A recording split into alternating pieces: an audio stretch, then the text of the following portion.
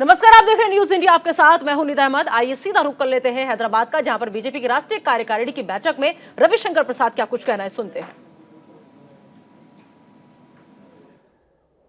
भारत का export record high हुआ है। भारत में एफडीआई रिकॉर्ड आया है और भारत में गरीबों की संख्या में भी कमी आई है। और ये सब इंटरनेशनल आंकड़े हैं, तो भी जानते हैं, हम चर्चा कर चुके हैं। उन्होंने कहा कि वैक्सीन बनाना, ऑक्सीजन बनाना, जबकि इतना कम ऑक्सीजन था, यह सिर्फ पैसे से नहीं होता है।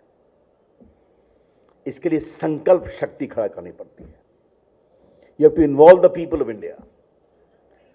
एक नर्स हो, एक डॉक्टर हो, पूरे भारत में इन एक्सेसिबल एरियाज में भी लोग पहुंच गए, पहाड़ी के ऊपर, और जाके वैक्सीनेट किया। तो इसके लिए you have to involve the entire country. ये बहुत ही एक महत्वपूर्ण प्रधानमंत्री जी ने कही कि हमें P2 to G2 pro people क्षमा करेंगे, गुड गवर्नेंस, और फ्रॉम अपीजमेंट टू फुलफिलमेंट। और जब हम फुलफिलमेंट की बात करते हैं तो उसमें किसी को भी छोड़ना नहीं है। इसीलिए जो हमारे खिलाफ बार बार आरोप लगाते हैं, उनको समझना चाहिए कि हम कैसे काम करते हैं। एक जो प्रधानमंत्री जी ने बहुत बड़ी बात कही कि हमारा उद्देश्य है सर्वजन हिताय सर्वजन सुखाय। और अगर आप भारत के लोगों को अपने इस शाश्वत संस्कार के बारे में बताते हैं तो भारत जागता है। आज उन्होंने एक शाश्वत भारत की बात की, the eternal spirit and strength of India. यह कैसे होता है? आप देखिए कि बाकी जगह हमें टीका लेना है कि नहीं लेना है, इस पर प्रोटेस्ट हुआ, कर्फ्यू लगाना पड़ा। लेकिन भारत में जिनको रिजर्वेशंस था, वो भी इस बात को माने कि हमें लगाना चाहिए ताकि देश में कोई ऑब्जेक्शन नहीं हो। तो आज पूरे देश ने रिकॉर्ड काम किया, ये आपसे हम कहना चाहते हैं। प्रधानमंत्री ने एक और बहुत महत्वपूर्ण बात कही। देश परिवारवाद से अब पूरी तरह उब चुका है। देश परिवारवाद की पार्टियों से भी उब चुका है। The country is fed up of dynastic politics, and the country is equally fed up with dynastic political parties. उनके एक शब्द थे, ऐसे दलों के लिए अब टिक पाना मुश्किल है। It is difficult for dynastic political parties to survive long. हमें युवा पीढ़ी को आगे लाना चाहिए, उनको और इनकरेज करना चाहिए।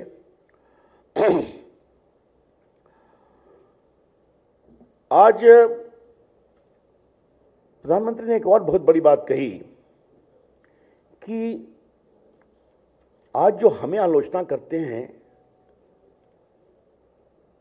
कि हमारे डेमोक्रेटिक क्रेडेंशियल्स पर सवाल करते हैं, उनका अपना क्या हाल है?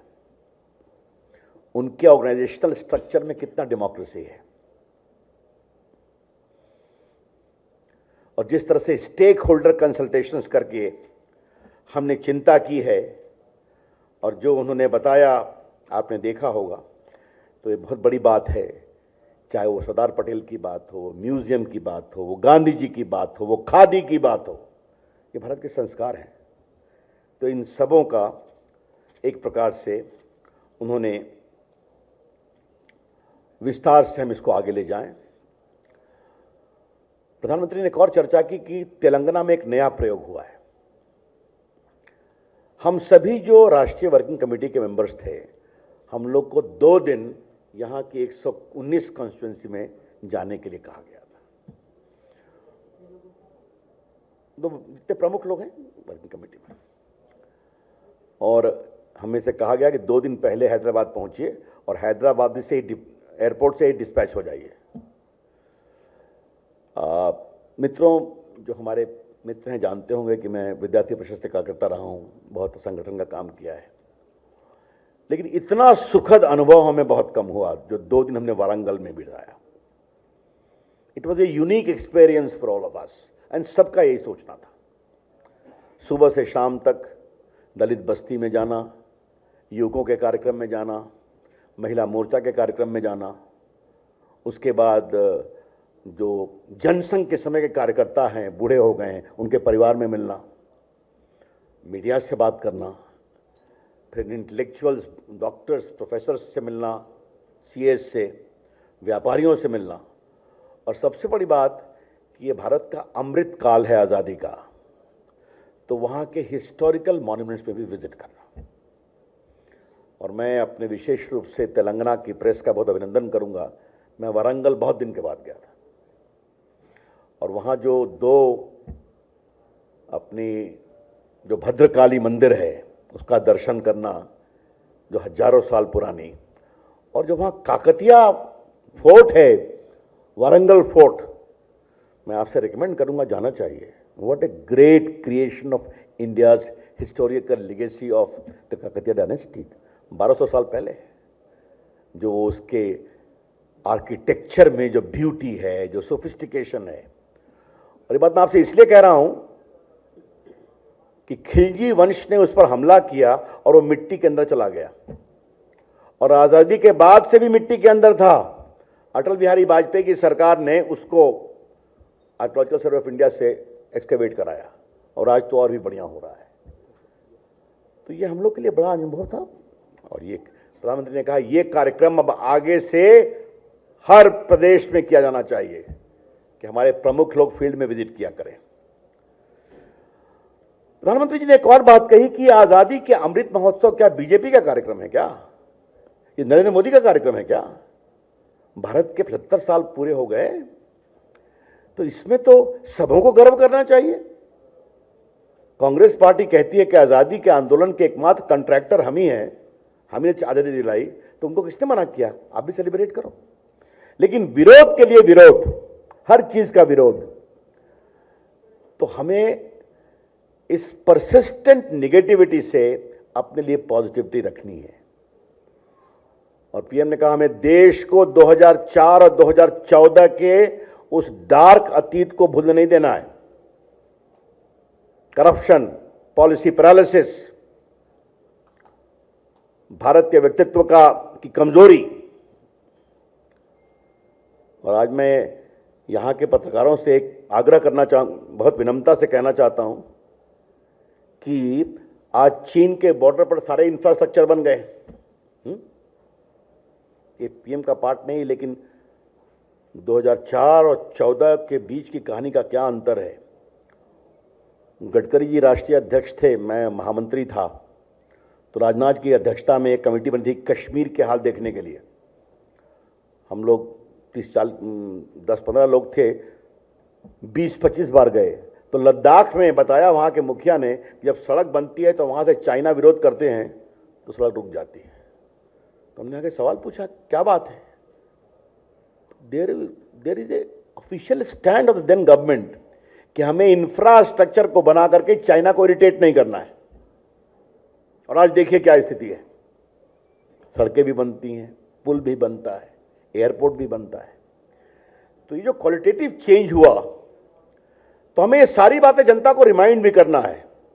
Policy paralysis, corruption, the way the authority of the prime minister was compromised.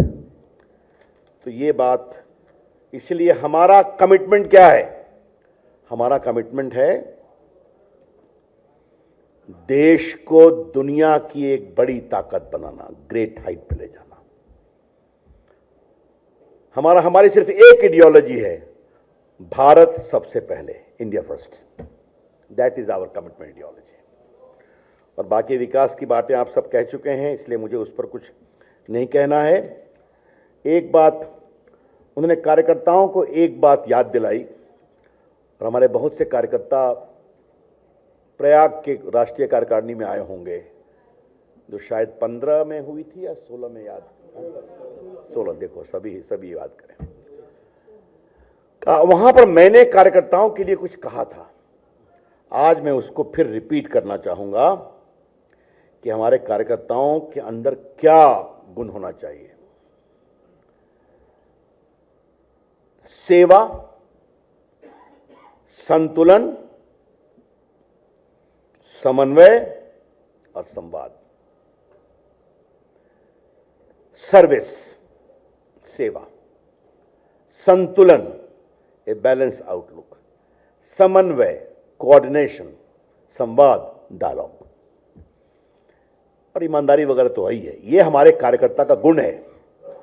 उन्होंने कहा आज जब मैं 2022 में बात कर रहा हूं तो हमें इसकी चिंता करनी चाहिए। उन्होंने कहा कि हमारे देश में हमारी माताएं बहनें हमें बहुत आशीर्वाद दे रही हैं। इतना चुनाव जो हम जीतते हैं, उन्होंने इस बात का विशेष उल्लेख किया कि बीजेपी की वुमेन ऑफिस बेयरर्स को राष्ट्रीय कार्यकारिणी के कंडक्ट में बहुत प्रोमिनेंस मिला, ऑफिस बेयरर्स को। ये अच्छी शुरुआत है।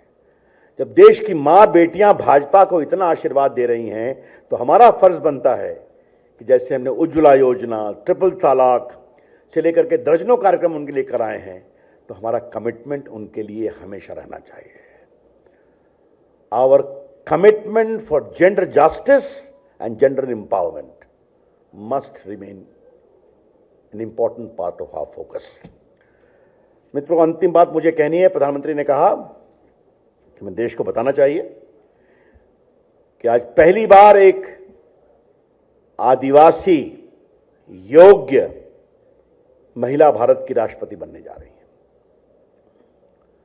एक वंचित उपेक्षित समाज से, जो आजादी के 75 ईयर्स में आज तक नहीं हुआ। और उन्होंने इस बात की बहुत विशेष रूप से चर्चा की कि अटल बिहारी वाजपेयी जी की सरकार में एपीजे कलाम भारत के राष्ट्रपति बने थे। उसने देश में एक नई आशा, एक नई विश्वास और ऊर्जा पनपी थी। और नरेंद्र मोदी की सरकार में 2 राष्ट्रपति चुनने का अवसर मिला। रामनाथ कोविंद दलित समाज से, जिन्होंने बहुत ही गरिमा में आचरण किया। He acted with great dignity, with no controversy, and now we have a tribal woman, Draupadi ji Murmu.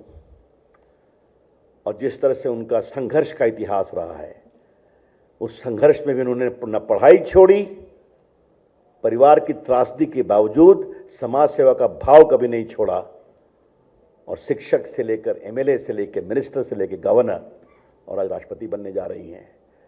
तो हम ये देश के संवैधानिक पद पर भी देश के वंचित उपेक्षित लोगों को हम आगे बढ़ाएंगे, लेकिन उनका आचरण इतना गरिमामय होगा कि पूरे समाज के साथ साथ देश के लोग भी गर्व करेंगे। तो ये हमारी परंपरा है। तो प्रधानमंत्री ने कहा ये सारी बातें हम जनता के बीच में बताएं, और ये उन्होंने विशेष रूप से कहा कि सारे बीजेपी के एमपी और बीजेपी के एमएलए जो वोटर्स हैं वो ठीक ठाक वोट करें, अधिक से अधिक वोट कराएं, कोई डिफेक्ट नहीं डालें वोटिंग में ताकि वोट रिजेक्ट हो।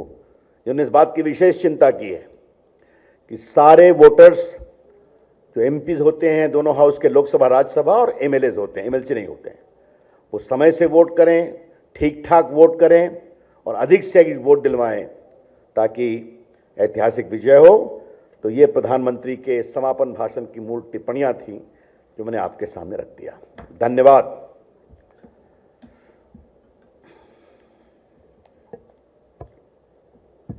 प्रश्न सादर आमंत्रित है कृतेश्वर प्रसाद, ईटीवी भारत। सर, ये संभवतः आखिरी प्रेस कॉन्फ्रेंस है कार्य समिति की आखिरी प्रेस कॉन्फ्रेंस।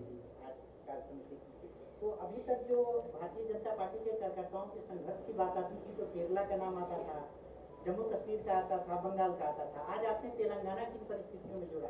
क्या तेलंगाना भी उसी परिस्थिति से तेलंगाना के कार्यकर्ता गुजर रहे हैं जो बंगाल? देखिए, तेलंगाना में संघर्ष बहुत है, हमने देखा, बिल्कुल। उसका लेवल सर वही है जो पश्चिम बंगाल में जो। अब वो तो एक असेसमेंट की बात है, लेकिन भाजपा के विकास से जो यहां की सरकार है उसकी जो घबराहट है उसकी चर्चा पूर्व के प्रेस कॉन्फ्रेंस में हो चुकी है, मैं उसमें नहीं जाऊंगा।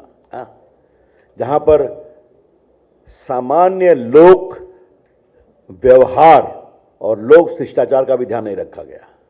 मेरे ख्याल में पर्याप्त है वो।